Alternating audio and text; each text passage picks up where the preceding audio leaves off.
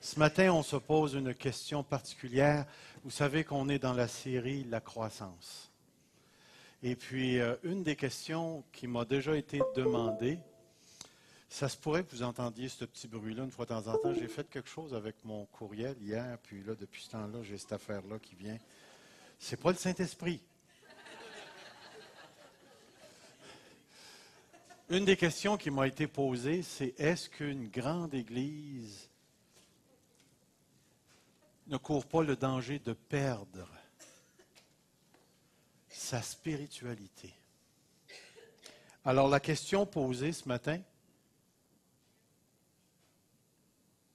je vais vous la poser même si elle n'est pas là.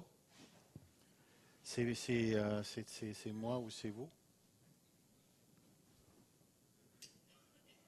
Regardez ce que je vais faire. Des fois, quand je me débranche et je me rebranche, j'ai... Vous savez, ce qui est intéressant, Evelyne, elle a eu ses sœurs hier qui sont venues à la maison pour se rencontrer, les 4 sœurs, et pour prier. On a eu une discussion sur la technologie et l'Église. Et moi, je disais aux sœurs, j'ai dit qu'on le veuille pas, la technologie est là pour rester. Ça va maintenant faire partie de nos vies, qu'on le veuille pas, puis ça va faire partie de l'Église. Puis si elle est là, la question, elle est là. Qu'est-ce que c'est qu'une Église spirituelle? C'est quoi une Église spirituelle? Je suis certain ce matin, si on prenait le temps d'ouvrir la discussion, on aurait probablement une réponse différente par personne.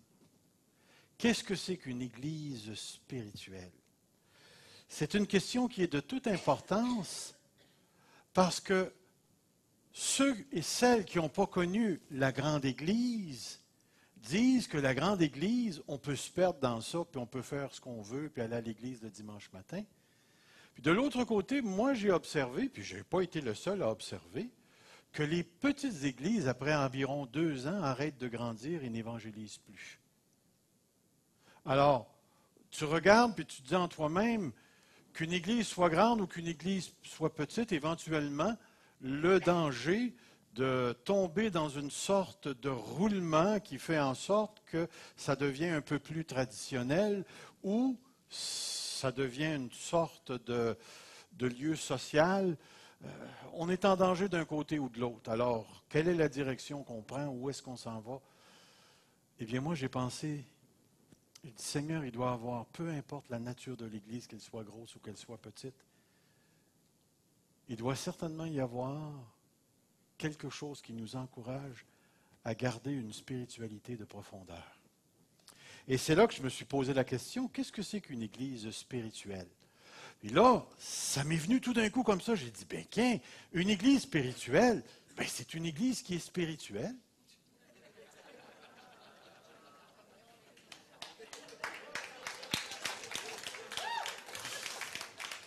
Je savais que vous comprendriez.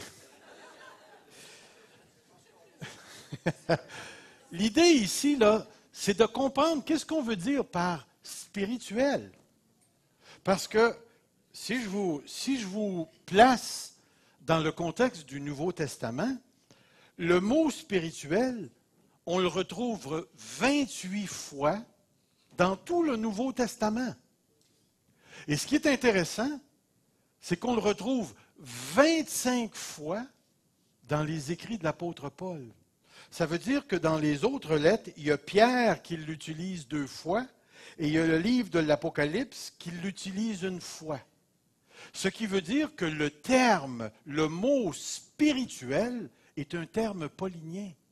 C'est-à-dire, c'est un terme qui est littéralement utilisé par l'apôtre Paul. Et si tu veux savoir ce que le mot spirituel veut dire, il va falloir que tu laisses Paul parler. Paul va te dire ce qu'il veut dire par le mot spirituel. Et j'ai trouvé intéressant. Attendez, je reviens. Je m'en viens ici. Nous sommes en présence d'un terme paulinien. Un dénommé M. Gordon Fee, qui est un un érudit que j'aime énormément. Ce que j'aime aussi, c'est qu'il est pentecôtiste de dénomination. Puis c'est un érudit du Nouveau Testament qui est reconnu à travers le monde. Et c'est un homme qui a énormément travaillé la question du Saint-Esprit chez l'apôtre Paul. Si jamais vous voulez acheter son gros livre, là, ça représente à peu près 980 pages. Il a pris tous les mots qui ont rapport à l'Esprit dans les écrits de Paul, puis il a écrit sur chaque mot dans le contexte. Comme vous avez vu, le mot revient 16 fois dans la lettre aux Corinthiens. Il a pris chaque mot dans la lettre aux Corinthiens, puis il a fait l'exégèse de ce mot-là dans le contexte du chapitre où le mot se retrouvait. Et cet homme-là dit ceci. Ceci est un autre mot qui porte l'empreinte de Paul. Malheureusement, la signification de ce mot chez Paul est obscure, et remarquez bien ce qu'il va dire. C'est obscur à cause de l'appauvrissement de la langue anglaise. Moi, j'ai mis entre parenthèses, française aussi. En ce sens que nos traductions, les traductions qu'on utilise, limitent la signification en le mettant en minuscule au lieu d'une majuscule, au moins au début du mot. Savez-vous ce qu'il est en train de dire? C'est que le mot spirituel perce une partie de sa signification lorsqu'on ne le considère pas comme étant un élément majeur, en mettant une lettre majuscule. Mais regardez ce qu'il va dire aussi. Ce mot veut dire, l'essence du mot veut dire ce qui appartient à l'esprit ou qui est du ressort de l'esprit. Même on pourrait dire de la sphère de l'esprit. Nous devons éliminer de notre vocabulaire les idées que ce mot voudrait dire. Puis remarquez bien, je vais vous montrer 6 significations pour lesquelles on utilise le mot spirituel et pour lesquelles on ne retrouve aucune fondation chez Paul. Regardez ici. Le mot spirituel veut dire religieux. Le mot ne veut pas dire ça, pantoute, pantoute, pantoute. Le mot ne veut pas dire non plus non matériel. Qu'est-ce que je veux dire? J'ai une partie matérielle, puis j'ai une partie spirituelle, la partie invisible de mon âme. Jamais Paul utilise le mot de cette manière-là. Jamais, jamais, jamais. Le mot ne veut pas dire non plus mystique. Ouh, ça ne veut jamais dire ça. Une autre chose qui est intéressante, c'est que le mot spirituel ne réfère jamais à la vie intérieure, à la vie chrétienne intérieure du croyant. La vie intérieure du croyant. Il se passe quelque chose de spirituel à l'intérieur de moi. Le mot chez Paul n'est jamais utilisé pour dire ça. Regardez le 5e. Le mot spirituel ne réfère jamais à l'esprit humain chez Paul. Je vais juste vous poser la question ici. Est-ce que tous les êtres humains ont un esprit? Êtes-vous d'accord avec cette affirmation-là? Tous les êtres humains ont un esprit, qu'ils soient sauvés ou pas. Est-ce que tous les esprits sont spirituels? C'est intéressant comme pensée. Donc, ça voudrait dire que le mot esprit et le mot spirituel ne sont pas synonymes. Et dernièrement, le mot spirituel ne réfère pas à la vie spirituelle. C'est intéressant comme pensée. Je retourne. Il en résulte un tel glissement que ce mot en vient à signifier tout ce que son utilisateur veut lui faire dire. Les utilisateurs de ce mot demeurent rarement en ligne avec l'utilisation qu'en fait Paul. C'est-à-dire, puis remarquez la dernière phrase, Paul l'utilise comme un adjectif pour le Saint-Esprit. Le mot spirituel fait toujours référence à la personne du Saint-Esprit. Fait toujours référence à la personne du Saint-Esprit. Vous rappelez-vous du texte dans la lettre aux Éphésiens que Dieu nous a bénis de toute bénédiction spirituelle en rapport avec l'Esprit. En rapport ou dans la sphère du Saint-Esprit. Ou les bénédictions qui appartiennent à l'esprit. Mais le mot spirituel fait toujours référence à la personne du Saint-Esprit. Et ce qui est intéressant ici, une Église spirituelle est un groupe de personnes qui appartient à la sphère de l'Esprit, qui relève de l'action de l'Esprit. Je ne sais pas si vous voyez où je m'en vais ici. C'est marqué un petit peu plus beau. Quant à vous, vous n'êtes pas animés par la chair, mais par l'Esprit. Si du moins l'Esprit de Dieu habite en vous. Si quelqu'un n'a pas l'Esprit de Christ, il ne lui appartient pas. Alors, c'est comme si vous aviez la sphère de l'Esprit, puis vous avez la sphère de la chair. Le mot spirituel fait référence à la sphère de l'Esprit. Une Église spirituelle, c'est une Église qui est dans la sphère de l'Esprit, qui appartient à l'Esprit, qui relève de l'Esprit. Alors, est-ce possible d'être une Église de Dieu et de ne pas être spirituelle? Pensez-y. Est-ce que c'est possible d'être une Église de Dieu et de ne pas être dans l'Esprit? Si quelqu'un n'a pas l'Esprit de Christ, il ne lui appartient pas. Est-ce que c'est possible d'être une Église de Dieu sans être dans l'Esprit? Pas du tout. Donc, est-ce que l'Église Fusion est une Église spirituelle? Êtes-vous sûr? Êtes-vous dans l'Esprit? Avez-vous l'Esprit de Dieu? Église Fusion, nous sommes une Église spirituelle. Voyez-vous, le jour où on attache le mot spirituel aux 6 sens non utilisés par l'apôtre Paul, on vient de, comment je dirais ça? On vient de déguiser l'Église.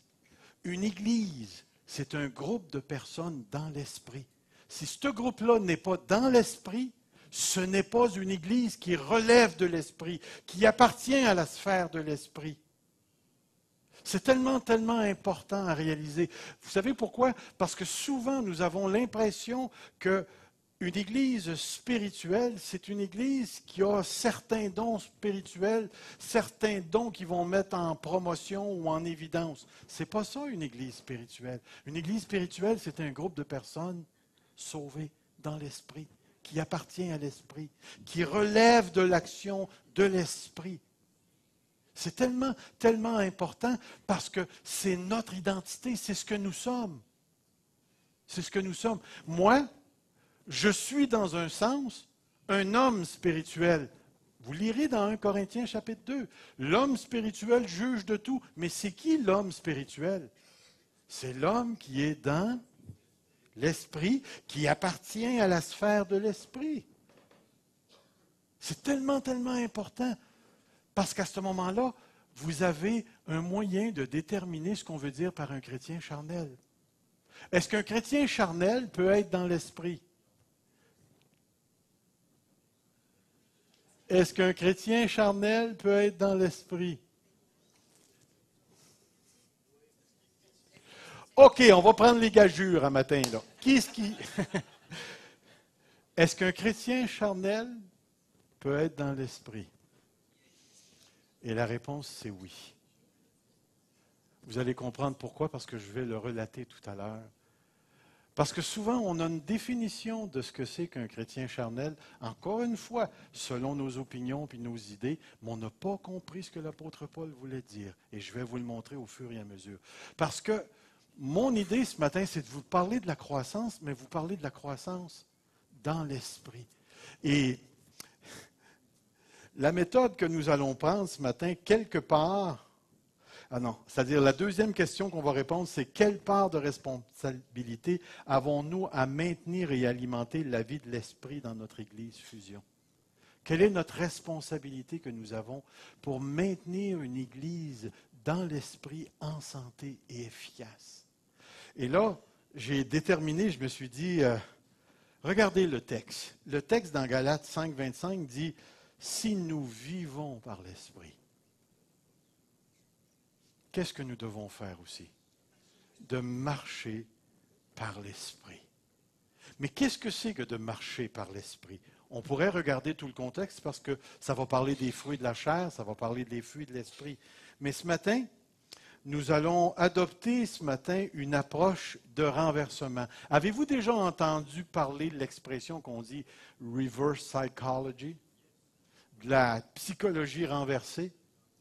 Mais ce matin, on va faire de la théologie renversée. Nous allons prendre l'Église du Nouveau Testament la plus difficile et nous allons faire le contraire de ce qu'elle fait. Est-ce que vous me suivez? Quelle est l'Église la plus difficile à gérer dans le Nouveau Testament? Celle pour laquelle l'apôtre Paul s'est arraché les cheveux et il est mort chauve. C'est la lettre aux Corinthiens. Définitivement, les 2 lettres aux Corinthiens nous présentent une Église dans l'esprit, mais avec des problèmes énormes. Et lorsque vous lirez 1 Corinthiens chapitre 18, vous allez voir qu'à un moment donné, l'apôtre Paul arrive à Corinthe, puis il est un peu découragé, puis l'apôtre Paul va lui dire ceci, c'est-à-dire Dieu va dire à Paul ceci, il va dire, j'ai un grand nombre dans cette ville. Ne crains point, parle. J'ai un grand nombre dans cette ville. Fait que l'Église de Corinthe, c'est une Église qui a été royalement bénie. Et si on comprend un petit peu la nature de l'Église de Corinthe, on va comprendre des choses qui caractérisent ce que c'est qu'une Église qui est dans l'Esprit et qui marche par l'Esprit. La croissance dans l'Esprit, c'est quelque chose de fondamental et qui nous permet de garder le cap à la bonne place. On ne pourra pas tout voir ce matin, et j'espère qu'on va pouvoir faire un bout, mais on ne pourra pas tout voir, enfin que je vais le faire la prochaine fois que je vais prêcher aussi. Mais nous allons regarder quelque chose de tellement important dans la première lettre aux Corinthiens qu'il nous faut absolument saisir. En effet, mes frères et sœurs, l'apôtre Paul décrit quelque chose. J'ai appris à votre sujet, par l'entourage de Chloé, qu'il y a des rivalités entre vous. Christ est-il divisé? Est-ce que Paul a été crucifié pour vous? Ou bien est-ce au nom de Paul que vous avez été baptisés? D'entrée de jeu, dans la lettre aux Corinthiens, la première chose que Paul nous présente, c'est une Église divisée. Une Église divisée. Alors, une Église spirituelle, une Église qui est dans l'esprit, c'est une Église qui fait de l'unité l'une de ses grandes priorités. L'une de ses grandes priorités. Comprenez bien ce que je suis en train de dire. La plupart du temps, on va parler de l'unité de tous les chrétiens, de toutes les églises ensemble. Là, on ne parle que de l'unité à l'intérieur de l'Église. Est-ce que c'est possible pour une Église d'être intérieurement divisée? Avez-vous déjà vécu dans des églises où il y a des factions, il y a des partis pris? C'est tellement important. Une Église spirituelle, c'est une Église qui met une emphase, vraiment une emphase sur rester unis entre nous. Rester unis entre nous.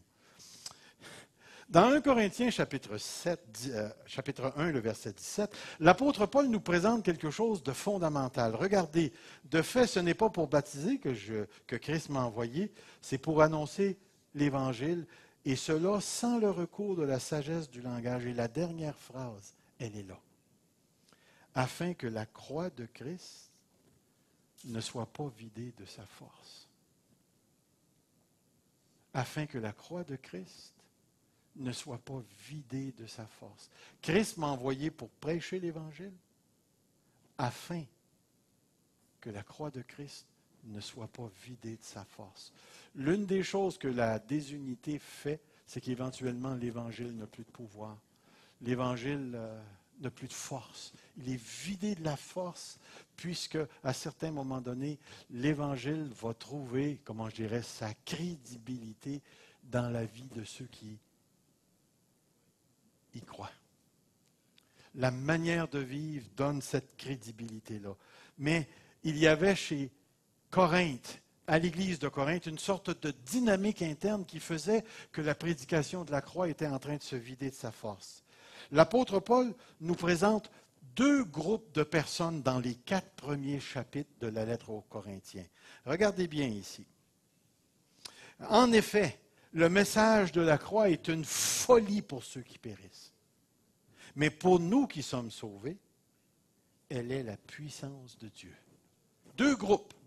Vous avez deux groupes de personnes qui sont exposées à l'Évangile. Et un des groupes regarde l'Évangile comme étant une folie, une stupidité. L'autre groupe la regarde comme étant la puissance de Dieu. Remarquez, l'apôtre Paul va prendre ces deux groupes-là, et là maintenant il va établir quelque chose de très important qui va nous permettre de mieux comprendre la division dans l'Église. Ici, deux groupes de personnes qui nous arrivent avec deux sortes de sagesse. Puis deux sagesses profondément différentes. Si vous regardez le texte ici, il y avait la sagesse des Grecs, car la parole de la croix est folie pour ceux qui périssent. Vous aviez les gens qui regardaient, ensuite on a, car la parole de la croix est folie pour ceux qui périssent, mais pour nous qui sommes sauvés, elle est puissance de Dieu. Vous aviez une sagesse qui regarde la croix comme étant une folie, et vous avez la sagesse de Dieu qui nous présente la croix comme étant la puissance de Dieu. Et ces deux sagesses sont disparates. Tu ne peux pas les réconcilier ensemble ici. Dans un autre texte, c'est marqué « Du reste, il est écrit « Je ferai disparaître la sagesse des sages et j'anéantirai l'intelligence des intelligents. » Au verset 20, « Où est le sage? Où est le spécialiste de la loi? Où est le discoureur de l'ère actuelle? Dieu n'a-t-il pas convaincu la sagesse de ce monde? » Dites-moi, d'après le texte qu'on vient de lire, qu'est-ce que Dieu pense de la sagesse de ce monde?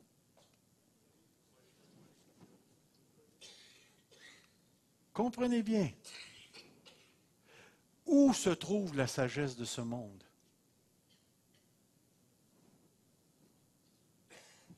Où se trouve la sagesse de ce monde?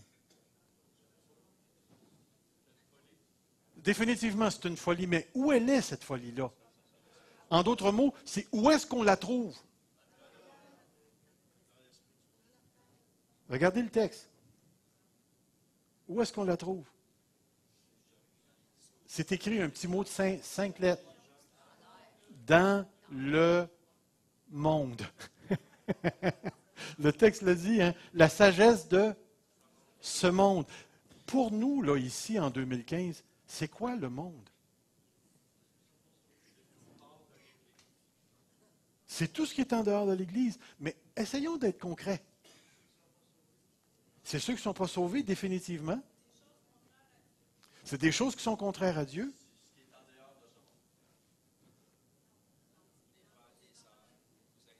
Pensez-vous que c'est dans la culture?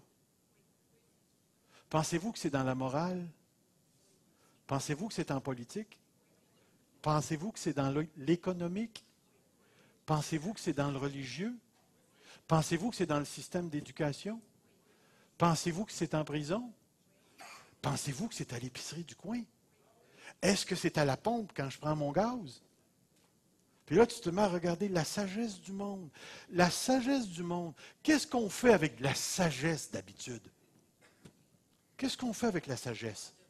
La sagesse, ce sont les grands enseignements qui te disent comment vivre et interpréter la réalité. Alors, si ce matin, je vous dis, joignez vos mains comme ça, là, puis faites Puis là, je vous le dis, là, le monde est une illusion. Le mal n'existe pas. Puis là, tu t'es tapé sur le doigt avec le marteau. Puis là, tu es là. Je ne sais pas, mais selon moi, la philosophie de ce gourou-là ne fonctionne pas si tu n'es pas habile avec un marteau. Je l'ai appris à mes dépens. Mais la sagesse du monde, c'est la manière de voir la totalité de l'univers, la manière de voir l'être humain, la manière de se comporter, la manière de structurer ta vie. c'est les valeurs que tu adoptes, c'est ton interprétation de toute la réalité. Puis regardez aux côtés, nous prêchons Christ crucifié. Scandale pour les Juifs et folie pour les païens, mais pour ceux qui sont appelés tant juifs que grecs, Christ, puissance de Dieu, et remarquez, sagesse de Dieu. Sagesse de Dieu. Et le mot a le même sens que l'autre. C'est la manière de vivre, les valeurs, ce sont toutes les structures intérieures, ce sont tous les critères que tu te sers pour interpréter l'univers. Soit que tu interprètes l'univers à partir de la folie du monde, ou soit que tu interprètes l'univers à partir de la folie de Dieu. Mais d'une manière ou d'une autre, t'es fou. La seule différence, c'est celui qui va te déclarer fou qui va faire toute la différence. Ici, c'est le monde qui te déclare fou si tu crois en Dieu. Puis si tu crois en Dieu, ben, la folie de Dieu. Puis à un moment donné, Dieu va dire, vous êtes bien mieux de devenir fou. Il va le dire à un moment donné. Parce que la folie de Dieu est plus sage que les hommes. Continuons. La sagesse des Grecs. La sagesse ici, Paul nous parle des discours persuasifs. Regardez la sagesse de Dieu. Ma parole et ma prédication ne reposaient pas sur les discours persuasifs de la sagesse. Entre parenthèses, du monde, sagesse grecque, mais sur une démonstration de l'esprit de puissance. Qu'est-ce que Paul est en train de dire? Quand je suis arrivé chez vous, les Corinthiens, je ne suis pas arrivé avec toute la rhétorique des Grecs pour bien paraître, avec tout le système du langage de la rhétorique pour essayer de vous convaincre et de vous prouver avec tout un argumentaire que Dieu existe et puis que Jésus-Christ est... Non, je suis arrivé chez vous avec une démonstration de l'Esprit. Puis cette démonstration de l'Esprit, ça a été la guérison, les signes, la prédication avec puissance. Ça a été la manifestation du Saint-Esprit.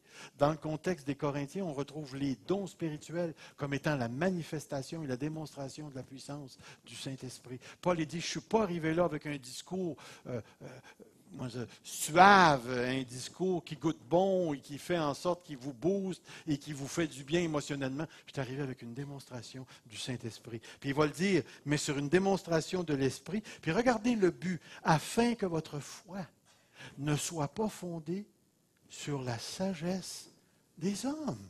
Afin que votre foi ne soit pas fondée sur la sagesse des hommes, mais sur la puissance de Dieu. Autrement dit, Dieu, par l'apôtre Paul, n'est pas arrivé dans le cadre de la sagesse du monde pour gagner les gens. Si je voulais me remettre en contexte ici, aujourd'hui, pour communiquer avec les gens du dehors, il faut que je me fasse des tatous. Ah ben, il faut que j'aille la couleur des cheveux de telle affaire. Ou bien, il faut que j'aille telle autre chose. Il faut que je... Paul n'est pas arrivé avec ça. Paul n'est pas arrivé avec la culture. Il n'est pas arrivé avec un compromis de la culture. Il est arrivé avec la puissance, la démonstration du Saint-Esprit. Tellement, tellement important ici. La caractéristique principale, remarquez, la caractéristique principale, soulignez-le, mettez-le en gros, encadrez-le, de la sagesse du monde. Car puisque le monde, avec sa sagesse, n'a pas connu Dieu dans la sagesse de Dieu. La croix est une folie. Le monde n'a pas connu Dieu dans la sagesse de Dieu. La sagesse de Dieu, c'est Jésus-Christ crucifié pour nos péchés, ressuscité d'entre les morts pour nous conduire au Père. N'a pas connu Dieu dans la sagesse de Dieu. Il a plu à Dieu de sauver les croyants par la folie de la prédication. D'un côté, vous avez la sagesse du monde. D'un autre côté, vous avez la folie de Dieu, la croix, la sagesse de Dieu. Et on arrive ici, le cœur de la prédication évangélique. Or, nous prêchons un Messie crucifié.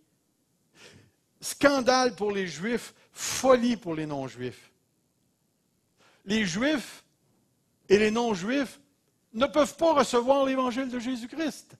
À un moment donné, il va dire, les Juifs demandent des miracles et puis les Grecs demandent la sagesse. Dieu ne rencontre pas les gens dans ce contexte-là.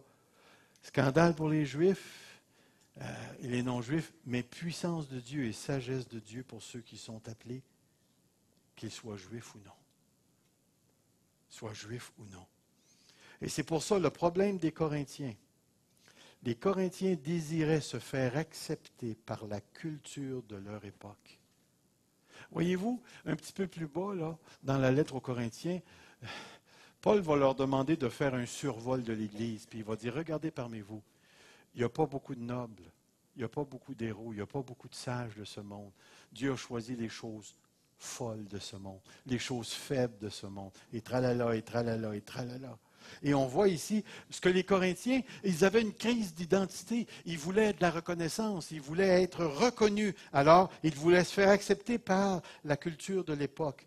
Toutefois, ils n'avaient pas réalisé que pour être acceptés par la culture de leur temps, qu'ils devaient vider la croix de sa force. L'homme et la sagesse de son monde ne reçoivent pas les choses de Dieu. Elles sont une folie pour lui. Une folie pour lui. C'est tellement important. Vous allez voir où je veux m'en aller avec ceci. Ainsi, les chrétiens ont révélé la véritable nature de leur maturité. Regardez ici. L'apôtre Paul va dire, pour ma part, frères et sœurs, je n'ai pas pu vous parler comme à des personnes spirituelles. Entre parenthèses, j'ai marqué spirituel, parce que lui a traduit dans cette version dirigé par l'Esprit. Mais à des personnes, mais comme à des personnes charnelles, dirigées par leur nature. Puis remarquez la dernière phrase. Comme à des enfants en Christ. Je n'ai pas pu vous parler comme à des hommes spirituels, parce qu'une caractéristique des hommes spirituels, c'est qu'ils sont conduits par l'Esprit. Mais une caractéristique des enfants dans la foi, c'est quoi? C'est d'être conduits par les idées qu'ils ont, qui n'ont pas été encore renouvelées dans leur intelligence, et ainsi de suite. Est-ce que c'est possible d'être un chrétien charnel et être dans l'esprit? La réponse, c'est oui. Est-ce que c'est possible qu'un chrétien marche avec ses propres idées que Dieu n'approuve pas? Bien, définitivement que c'est possible. Mais ici, l'apôtre Paul leur dit, il y a quelque chose que je n'ai pas pu faire avec vous, les Corinthiens. C'est que quelque part, vous avez structuré votre compréhension de Jésus-Christ en raison d'une sagesse qui vide la croix de sa force. Il va aller un petit peu plus loin. Au cœur de toute division, remarquez ce qui est écrit, au cœur de toute division, il y a quelqu'un qui pense comme le monde. Au cœur de toute division, il y a quelqu'un qui pense comme le monde. Vous avez beau aller partout où vous voulez, où il y aura une division, il va y avoir quelqu'un quelque part dont sa manière de penser, qui est au cœur de la division, qui pense comme le monde. Et ça nous amène à réfléchir profondément ici sur la nature de ce qu'on veut comme Église. Une Église spirituelle, c'est une Église qui est dans la sphère de l'Esprit, qui appartient à l'Esprit, qui est sous l'influence de l'Esprit. Mais notre part dans tout ça, là, c'est, oui, on vit par l'Esprit, mais nous sommes appelés à marcher selon l'Esprit. Et marcher selon l'Esprit, c'est définitivement de vivre ce renouvellement de l'intelligence qui nous permet de comprendre, il le dit un petit peu plus bas dans Romains chapitre 12, de comprendre tout ce que Dieu approuve, ce qui est agréable, bon et parfait. Ce que Dieu approuve. C'est ce qu'il désire ici, la nature même d'une Église. Et c'est pourquoi on arrive ici, puis ce texte est intéressant. Pour ma part, frères et sœurs, je n'ai pas pu vous parler comme à des personnes dirigées par l'Esprit, mais comme à des personnes dirigées par leur propre nature, comme à des petits-enfants. Regardez le verset 3. Parce que vous êtes encore animés par votre nature. Moi, entre parenthèses, j'ai mis ce que l'apôtre Paul dit, le mot grec chair. Vous êtes encore animés par la chair. En effet, puis regardez, il va dire pourquoi je fais ça. Je vais vous expliquer à vous, les Corinthiens, puisqu'il y a parmi vous de la jalousie. Oh, jalousie. Je suis certain ce matin qu'il n'y a pas un chrétien jaloux ici. Puisqu'il y a parmi vous de la jalousie, des disputes. On ne sait pas chicaner, Evelyne, le matin, nous autres. Hein? Okay. On est correct. Il y a des divisions. Des divisions. Vous n'êtes pas dirigé par votre propre nature. N'êtes-vous pas dirigé par votre propre nature, et ne vous conduisez pas, regardez, d'une manière tout à fait humaine, à la manière des hommes. Et ça m'amène à réfléchir sur quelque chose qui est très important. Au cœur, je vais vous résumer, au cœur du problème des 4 premiers chapitres de la première lettre aux Corinthiens, il y avait des chrétiens dans l'Église qui étaient sauvés, qui appartenaient à l'Esprit, mais qui géraient leur vie à partir de la sagesse du monde. Est-ce que c'est possible pour un chrétien d'affirmer qu'il est de Dieu et en Jésus-Christ et de marcher à partir d'un principe du monde? Est-ce que c'est possible? Je vais vous poser une question. Êtes-vous d'accord avec moi que toute sexualité devait se vivre dans le mariage? Dites-moi, comment ça se fait qu'il y a des chrétiens qui forniquent?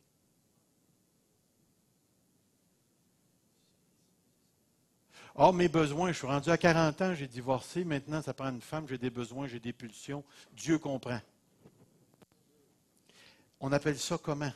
Penser selon la sagesse de Dieu ou penser selon la sagesse du monde? Ou bien on s'accote, puis on va se marier plus tard, si on découvre qu'on s'aime. C'est penser comment, ça? Et pourtant, tu me dis que tu es sauvé, tu es en Christ. Combien est-ce qu'il y a des gens qui affirment, réellement, là, qui affirment qu'ils attendent le retour du Christ, mais dans les faits, vivent pour leur pension?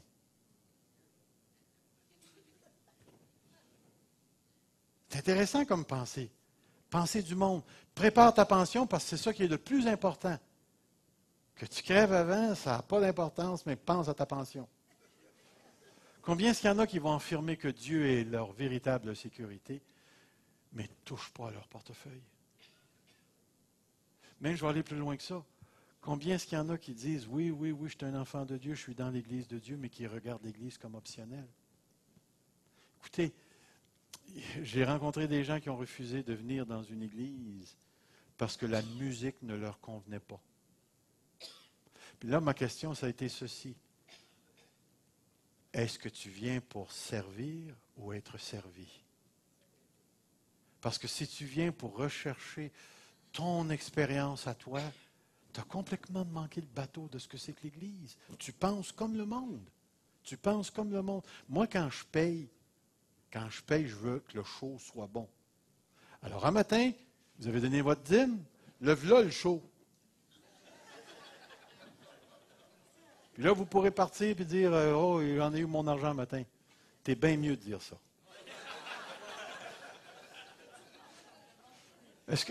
Mais est-ce que vous voyez l'idée? Une église spirituelle, c'est une église qui pense comme l'esprit. C'est une église qui va gérer sa vie intérieure à partir de ce que l'Esprit nous révèle dans sa parole et ce que l'Esprit nous révèle individuellement. Une église spirituelle, c'est une église qui est en Christ, mais c'est aussi la part de l'enfant de Dieu qui se sanctifie et qui va ramener ses pensées et les réaligner avec la personne de Jésus-Christ. Un chrétien ne peut pas écouter tout ce qu'il veut à la TV. Un chrétien ne peut pas regarder tout ce qu'il veut sur l'Internet.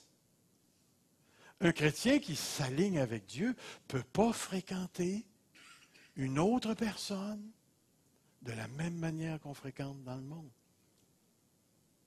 Ça fait 3 mois qu'on se connaît, là, c'est le temps, on est prêt. Non, non, non, ça ne marche pas comme ça. Frères et sœurs, le problème de l'Église de Corinthe, c'était exactement ça. C'était des personnes qui étaient dans l'esprit, mais qui voulaient tellement avoir une sorte d'acceptation, de lien, qu'ils étaient prêts à vider la croix et jusqu'à un certain point adopter la folie du monde pour structurer leur vie d'Église. Et qu'est-ce que ça a produit? Des divisions dans l'Église. Et l'apôtre Paul est clair là-dessus. L'unité ne peut être que le rassemblement de croyants autour du seul et même évangile sans compromis. L'unité ne sera jamais le fruit du fait qu'on est juste ensemble. qu'on est juste ensemble.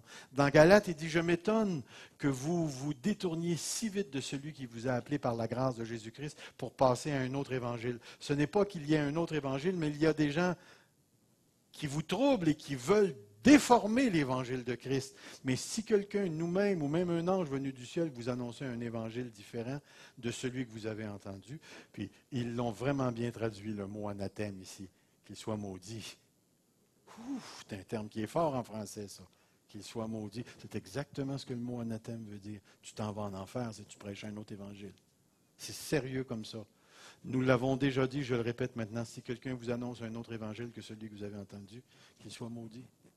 On ne peut pas déformer l'Évangile. On ne peut pas vider l'Évangile de sa force. Et comment on vide généralement l'Évangile de sa force? Si vous connaissez la lettre aux Galates, il y avait des gens qui étaient venus de chez Jacques qui leur disaient, oui, oui, vous êtes dans l'esprit, mais vous êtes obligés de suivre la loi de Moïse. Et l'apôtre Paul va leur dire, écoutez, c'est de ça qu'on a été délivrés, parce que la loi ne produit que la mort. Pourquoi? Parce qu'il n'y a personne qui est capable d'obéir la loi à 100%. Puis qu'est-ce que la loi demande? Bien, la loi demande depuis le jour où tu as été faite, jusqu'au jour où tu rencontres Dieu, tu n'as jamais désobéi à la loi une fois.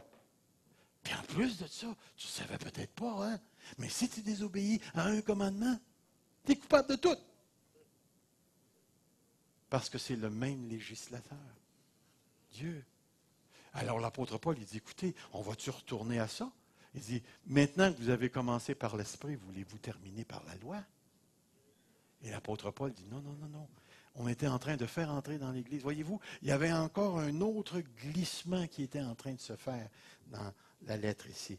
Nous ne sommes pas unis parce que nous sommes dans un même lieu. Nous sommes unis parce que nous participons au même évangile de Jésus-Christ. Ce n'est pas le nombre, excusez-moi, qui engendre l'unité, c'est la participation à l'évangile. Donc, l'exhortation pour nous ce matin, c'est celle-ci.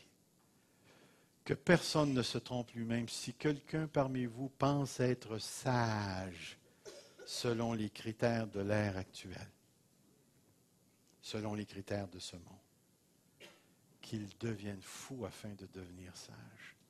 Qu'il devienne fou afin de devenir sage. Car la sagesse de ce monde est une folie pour Dieu. Frères et sœurs, tout au long de la croissance de l'Église, nous aurons à des moments précis dans la vie de l'Église à gérer un paquet de choses. Présentement, on est obligé d'avoir une charte si on veut donner des reçus d'impôts. On est obligé d'avoir un CA. On est obligé d'avoir une liste de membres. On est obligé, puis tout à l'heure, le gouvernement va probablement nous imposer encore plus de choses. Partout où il y a de l'argent, il va éventuellement avoir de l'hommerie qui va s'impliquer. Nous, en tant qu'Église, le danger, ça va être de reproduire dans l'Église l'Assemblée nationale. Puis d'être géré à la manière du Code Morin, continuellement. Notre frère David nous a introduit à une pratique qui a une immense valeur. Justement, j'ai recommencé à lire l'Ancien Testament, puis j'en reviens pas à quel point les gars sont maigres dans l'Ancien Testament. Ça jeûne partout, partout, partout, partout, partout, pour trouver la volonté de Dieu dans l'Ancien Testament. Puis cette réalité-là nous garde dans cette mentalité de dire qu'on recherche la face de Dieu. Et une Église, dans l'esprit, qui cherche la face de Dieu, c'est une super de bonne affaire. C'est une super de bonne affaire parce qu'elle se garde, elle s'ouvre, elle dit à l'esprit, je ne peux pas fonctionner sans toi. Comprenez bien ce que je suis en train de dire. Les vrais boss de l'Église, ce n'est pas les pasteurs, c'est Christ. C'est lui qui est la tête de l'Église. Et nous avons nos différents ministères. Puis ce n'est pas parce qu'une personne a un pastorat qu'elle est plus élevée qu'un autre. C'est bien plus le contraire.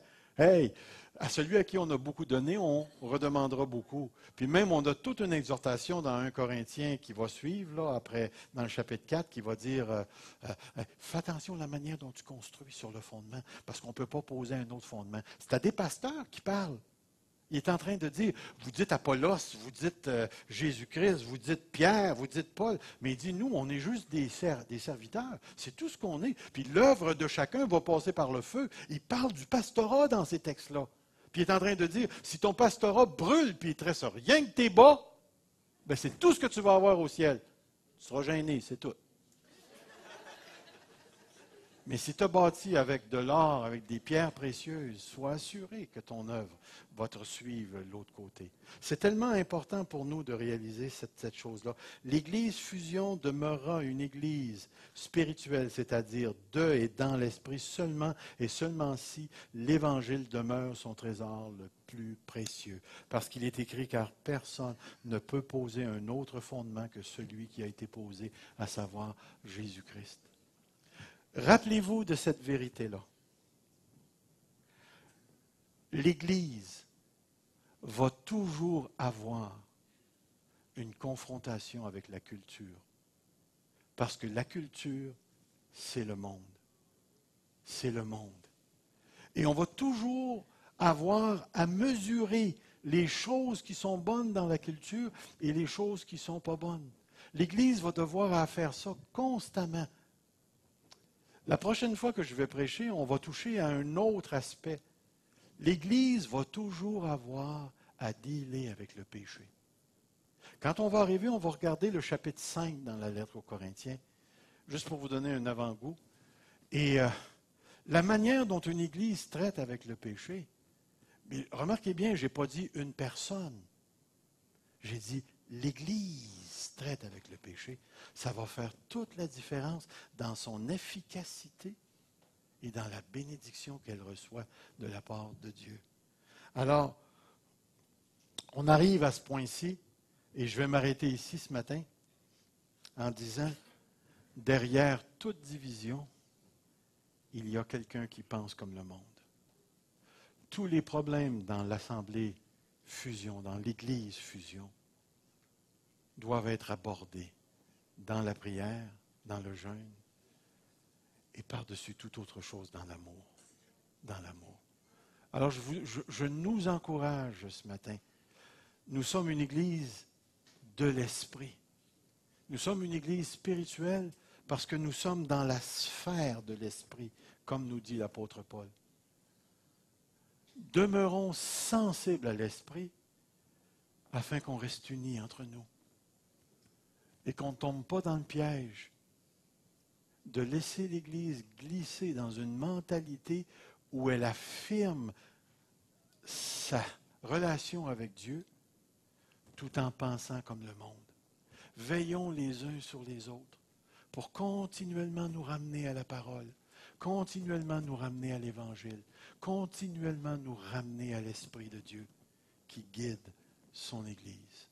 Frères et sœurs, l'une des premières choses que les Corinthiens avaient besoin d'apprendre, c'était de penser les implications de la croix, plutôt que de penser comme le monde qui vidait la croix de sa force. Que Dieu garde l'Église fusion dans l'unité et que cette unité-là repose sur la ferme conviction que nous avons la pensée de Christ. Seigneur, conduis-nous ce matin. Et ma prière ce matin, c'est que l'Église fusion, dans sa croissance, ne perde jamais cette boussole. Nous sommes une Église spirituelle parce que nous appartenons à l'Esprit. Nous sommes dans la sphère de l'Esprit.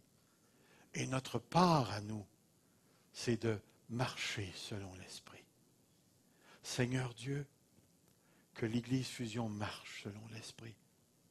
Qu'elle regarde l'unité entre elles comme étant la pierre précieuse que tu nous as donnée en nous unissant les uns les autres à l'Évangile de Jésus-Christ. Au fur et à mesure que nous allons nous développer, Seigneur, protège les membres de cette Église, les personnes qui assistent ici. Protège le leadership de l'Église de penser comme le monde. Protège-nous, Seigneur, afin que nous ne vidions pas l'Évangile de sa force, mais que notre témoignage soit une démonstration de l'Esprit. Et je te prie encore pour cette puissance, Seigneur, parmi nous. Seigneur, que l'Esprit nous attribue les dons avec abondance, afin que nous puissions garder la boussole et témoigner à un monde perdu, dont tu as qualifié la sagesse de folie. Aide-nous, Seigneur, à les ramener à la vérité, pour qu'ils comprennent l'Évangile et qu'ils soient sauvés.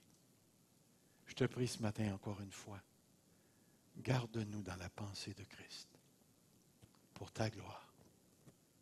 Amen. Que le Seigneur vous bénisse. Amen.